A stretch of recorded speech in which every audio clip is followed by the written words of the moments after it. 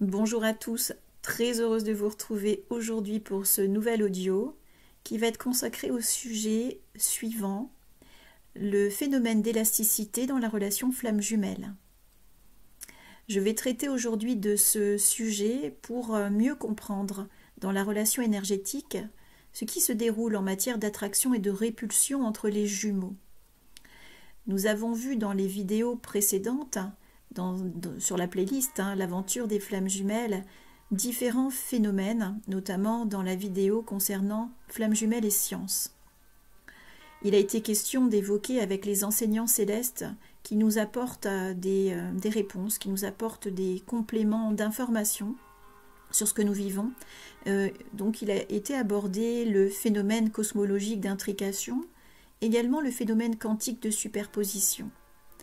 Dans cet audio, c'est un autre phénomène qui va être visé, c'est le phénomène d'élasticité par l'attraction et la répulsion dans le duo gémellaire. Voici ce que les enseignants célestes nous disent sur ce sujet. Comme vous l'avez compris, vous êtes dans un système énergétique en duo, en paire énergétique. Ce système, comme ce fameux fil qui vous relie, nous l'évoquions dans un autre message où nous parlions du phénomène d'intrication. Dans cette dyade, comme relié à un fil de lumière, il y a ce fil qui se contracte, se rétracte ou se distend, se détend, en fonction de là où vous en êtes. Là où vous en êtes est fonction de vos états d'être, ce que vous rencontrez sur Terre, ce que vous comprenez ou ne comprenez pas, ce que vous faites ou ne faites pas, ce que vous forcez ou ne forcez pas, ce que vous niez ou ne niez pas. Et toutes ces informations créent votre état psychique, énergétique et vos avancées spirituelles. Il y a donc des interactions plus ou moins viables, plus ou moins cohérentes dans le repérage harmonique, et elles créent ce phénomène d'élasticité. Il n'est pas question de dire que vous êtes en tort ou que vous avez raison. Il est simplement question de conscientiser qu'au cours de cette expérience, vos états et vos actions ou inactions causent des conséquences dans la matière. Et ces conséquences se matérialisent notamment par ce phénomène d'élasticité dans votre relation à l'autre jumeau. Il est question ici d'attraction et de répulsion, ou de répulsion. Ce phénomène est composé de deux pôles reliés par un filament de lumière, d'amour et d'harmonie. Il s'exprime de la matière à l'éther et de l'éther à la matière.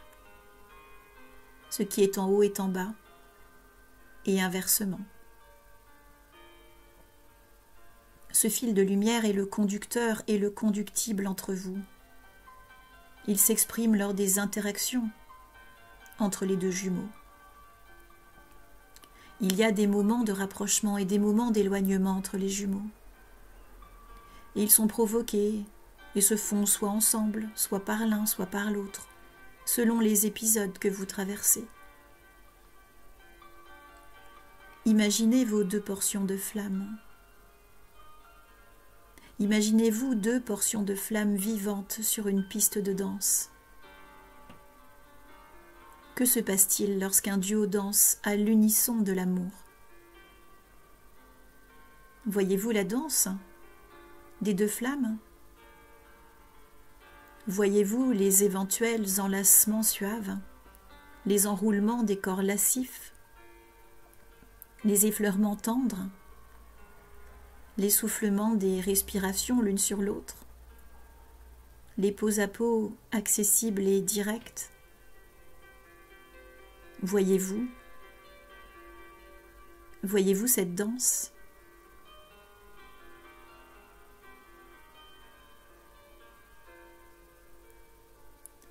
Que se passe-t-il lorsqu'un duo danse dans un scénario dramatique? Voyez-vous les éventuels entrechocs, les trébuchements et les obstacles à venir l'un vers l'autre, les repoussements gestuels et les regards obscurs, les visages fermés, aigres grimaçants, les courbes tortueuses des deux corps qui s'expriment et s'évitent. Voyez-vous? Voyez-vous cette danse? Voyez-vous que ce mélange des deux styles est un intermédiaire où les deux portions de flamme se sentent tiraillées, se sentent aimées et aimantes, et à la fois entachées. Tout cet ensemble est une danse de l'amour et du processus alchimique de l'amour. Voici ce que vous traversez. Et dans cette danse des flammes où parfois le feu sacré réchauffe l'amour, où parfois le feu électrique échauffe l'ego, il y a ce phénomène d'élasticité. Ce processus alchimique du parcours flamme jumelle est une danse de la vie. Tantôt voluptueuse, abrupte, colorée, noircie, volubile, inerte, loquace, silencieuse. Car c'est en passant par toutes ces hauteurs et bassesses, tous ces plans du haut, du bas, ces plans latéraux, que les danseurs sauront de mieux en mieux danser, sur leurs territoires respectifs, et sur une même piste de danse, beaucoup plus élargie et beaucoup plus épanouie.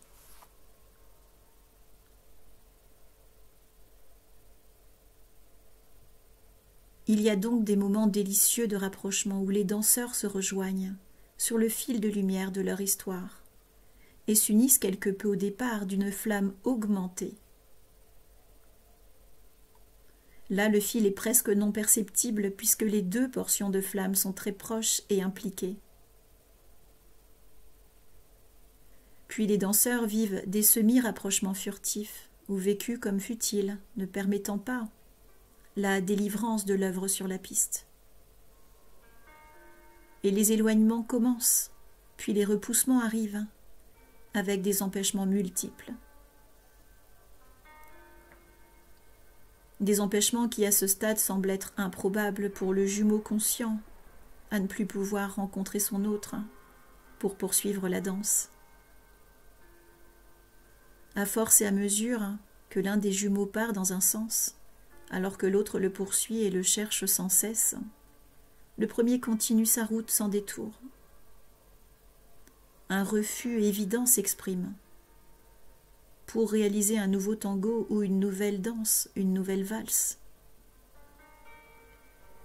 Ces mouvements du direct à l'indirect, du rapprochement au retournement, vous apportent une connaissance de l'impermanence de cette relation, qui vous permet l'un l'autre de savoir où vous en êtes, bien que vous puissiez ne rien comprendre au scénario inachevé qui se dessine, avec finalement l'arrêt des projecteurs et du spectacle amoureux. Dans cet infernal, je te fuis, tu me suis, je te suis, tu me fuis, dans cette volonté féroce d'éviter que le fil de l'histoire s'étende, se distance, dans cette course-poursuite à continuer d'éclairer l'autre qui s'en va. La fatigue finit par s'installer, et la danse en solo finit par apparaître à la conscience de celui qui court dans le vide. Une conscience qui finit par dire « À quoi bon ? À quoi bon ?» Lorsque ce fil du lien d'âme s'étend et s'étire si fort et si loin par son jumeau, au point qu'on ne puisse plus le voir, plus voir cette polarité opposée tant aimée, le désespoir de sa disparition arrive, et une voix intérieure finit par vous dire « Je cesse d'aller dans cette direction qui ne mène nulle part, où il n'y a personne. » Ou tout du moins vous êtes dans cette croyance que ça ne mène nulle part, car vous allez évidemment continuer à résider quelque part. Et là vous allez relâcher. Le poursuivant qui se sent délaissé, abandonné, rejeté, meurtri, en souffrance du détachement et des engagements de l'autre, va décider de créer un nouveau pas de danse, le pas du relâchement en soi, donc le pas du détachement de l'autre.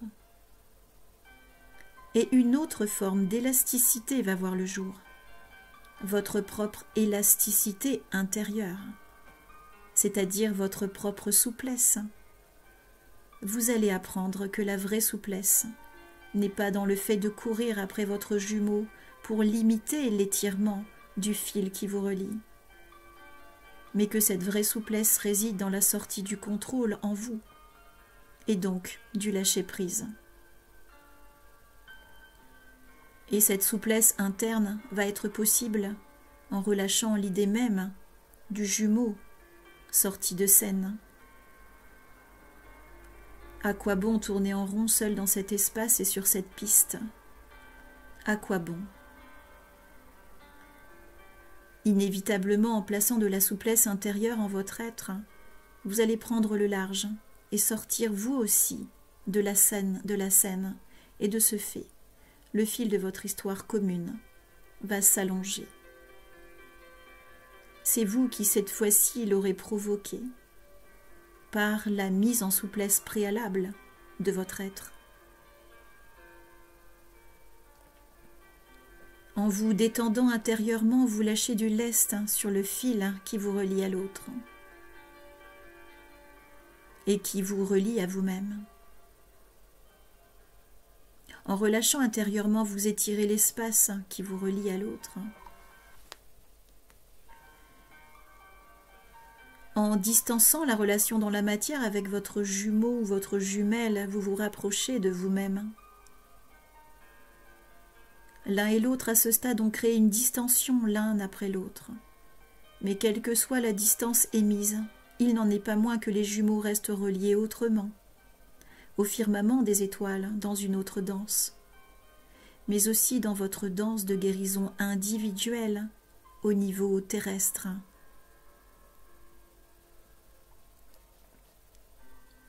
Oui, effectivement, au début de votre relation, dans ce phénomène d'élasticité, dans cette harmonie de surface, mais où les cœurs et les yeux étaient ouverts, où les corps dansaient sur la même piste. Vous étiez deux points de lumière de grande proximité, très rapprochés, voire superposés, imbriqués avec un fil d'âme gémellaire totalement relâché. Tout était symbiotique, intense, incroyable, fulgurant. Oui, ensuite, vous avez vécu une première distanciation avec le départ du jumeau non conscient, et tirant de ce fait le fil de votre lien d'amour.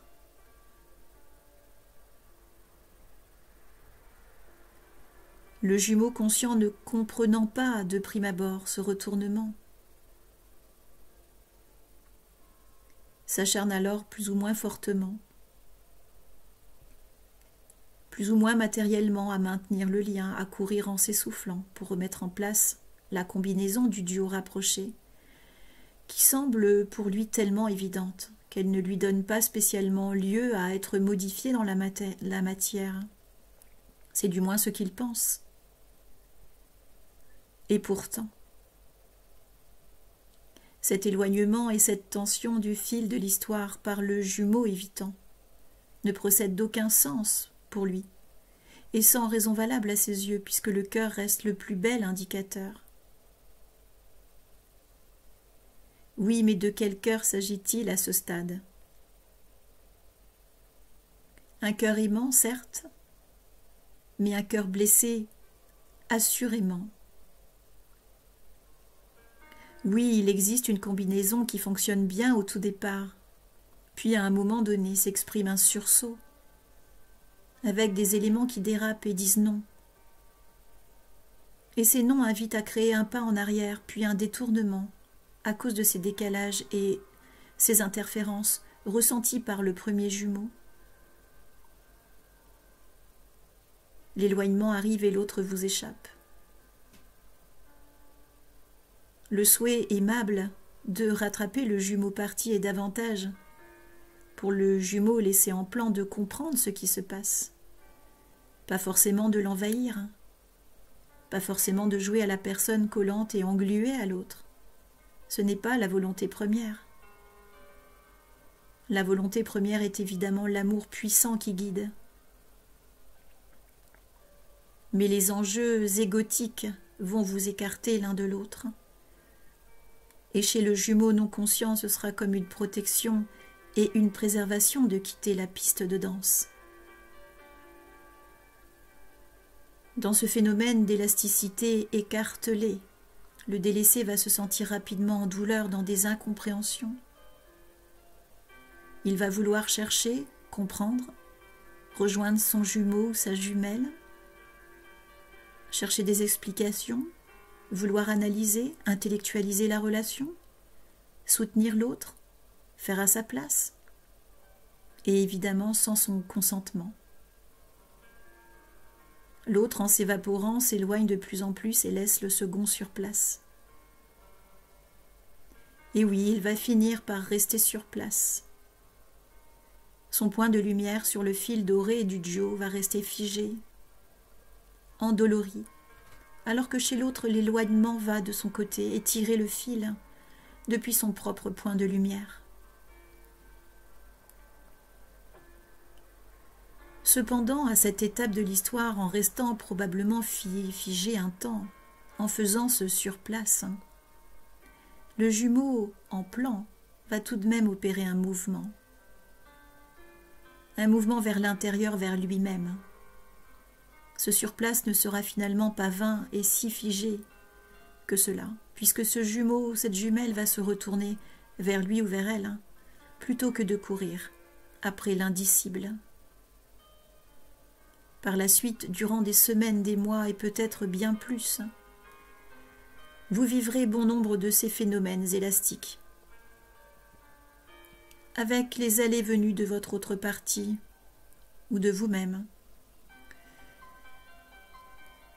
Mais davantage chez lui qui va et vient, revient sur la piste et joue une petite musique en aller-retour, puis redisparaît, en laissant juste en mémoire un vague souvenir et l'effluve de son parfum. Fatigué et en souffrance, sans comprendre le sens de ce qui se déroule et au vu des aléas, le jumeau conscient va comprendre que cette relation n'a rien à voir avec ce qu'il a connu jusqu'à présent. À force de phénomènes d'attraction-répulsion en accordéon, le danseur esseulé à un moment donné provoque un stop aux comportements inconfortables et indésirables du jumeau en face, comme un point d'arrêt pour dire « ça suffit maintenant, c'est terminé ce jeu-là, je ne danse plus ». Ces allées-venues deviennent inconciliables et il devient impérieux de sortir de ce jeu infernal relationnel. Car évidemment, la relation du duo repose sur encore beaucoup trop d'interactions égotiques. Victime, sauveur, bourreau. À ce moment-là, le jumeau conscient se retourne vers lui et fait son pas vers l'intérieur. Puis avance dans sa vie en créant à son tour un étirement élastique, pendant que l'autre est encore reparti dans ses bases. L'un et l'autre finissent donc par prendre le large en décalage temporel. Il y a là une opposition des deux côtés, une répulsion des deux côtés. Le jumeau conscient finit par vivre sa vie et avance dans le film de sa propre histoire.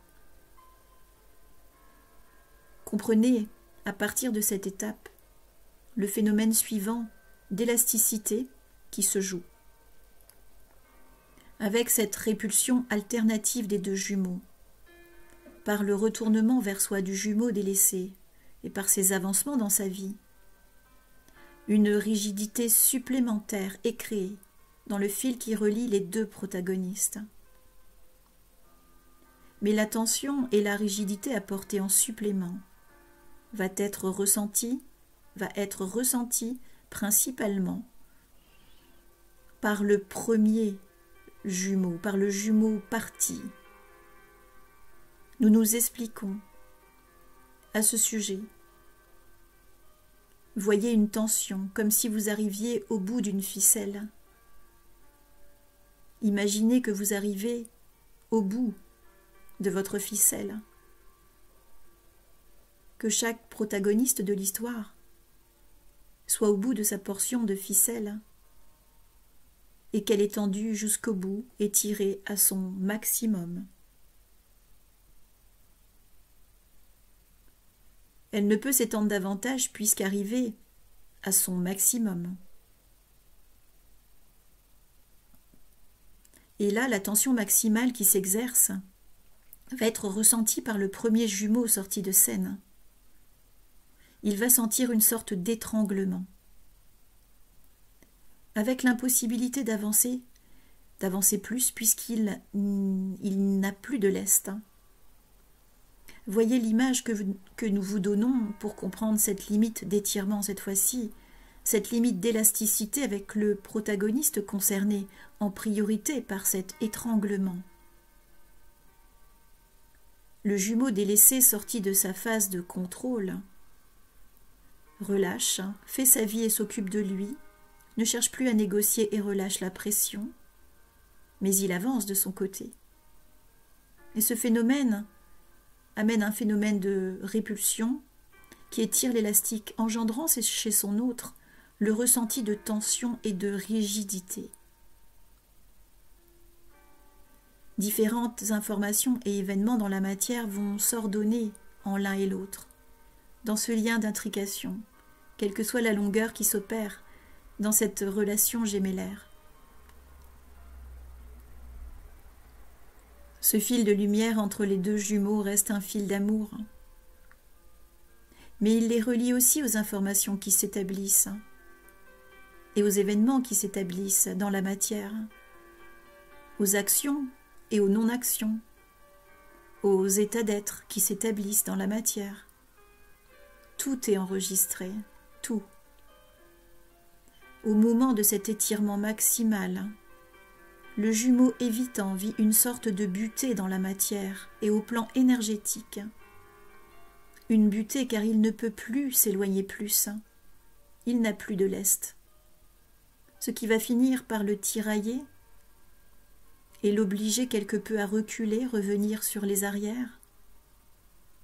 Car s'il ne le fait pas, il va s'étrangler, il va résister trop fort, il va se rompre.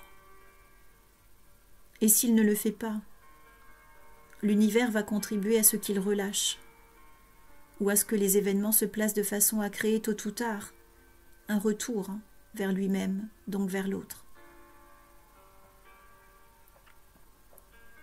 Un retentissement et un appel a donc lieu, celui de ne plus pouvoir fuir, pour ensuite revenir vers le centre de la piste de danse, et donc à se rapprocher en toute logique de l'autre progressivement pour la suite des événements avec de futures interactions.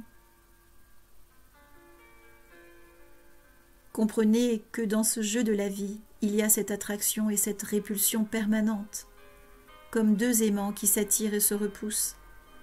Et cette aimantation aura des effets multiples et variés, de l'un vers l'autre, de l'un en dehors de l'autre. Quoi qu'il se passe, ces deux portions d'âme sont liées dans l'infinie grandeur du monde. Elles sont liées là, ici ou ailleurs.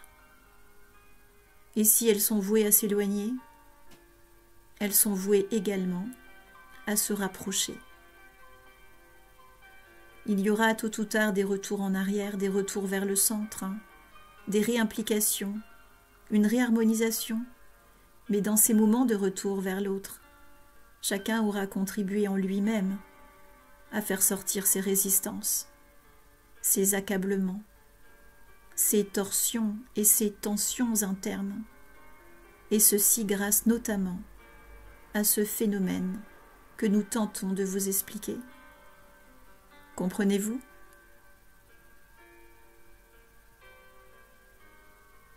Nous terminons ici pour aujourd'hui en espérant vous apporter là encore la connaissance de vos rôles, de l'acceptation pleine et entière de vos rôles, des composantes que chacun porte, ce qui amène à modifier le cours de l'histoire pour la rendre plus belle, plus apte à votre luminescence et au rétablissement de votre être sacré.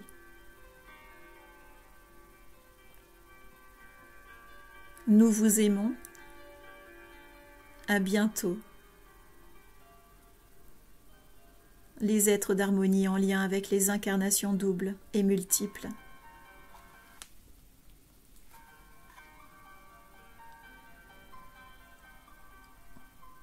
Merci de votre écoute et merci de votre fidélité. Ce message est terminé. Pour aller plus loin, je vous renvoie toujours à des vidéos complémentaires pour bien saisir en fait le jeu d'ensemble dans cette relation flamme jumelle, puisque c'est plein de morceaux de puzzle qui s'emboîtent et qui nous permettent de comprendre en fait ce jeu savant de la relation. Et là, donc en rapport avec ce sujet d'attraction-répulsion, vous pourrez aussi avoir des liens donc, que je mettrai en description, des liens relatifs aux autres phénomènes que j'évoquais en début d'audio, flamme jumelle et science, et cet autre lien qui concerne les oscillations de la dualité vers l'unité, tout un cheminement. Ces deux vidéos audio compléteront ce contenu pour vous permettre d'aller plus loin. Je vous embrasse bien fort. Je vous dis à bientôt pour une nouvelle vidéo, soit sur cette playlist ou sur la playlist relative aux messages guidés, sur l'actualité, les messages des autres dimensions, des êtres d'autres mondes, ou sur cette playlist flamme jumelle. N'hésitez pas à encourager cette chaîne si vous la trouvez attrayante et qu'elle vous soutient. N'hésitez pas à liker pour soutenir cette chaîne et puis aussi peut-être soutenir d'autres flammes jumelles qui pourraient avoir ce message et ces messages en leur direction, à leur portée. Un gros bisou à tous, namasté. Namasté du cœur. À bientôt.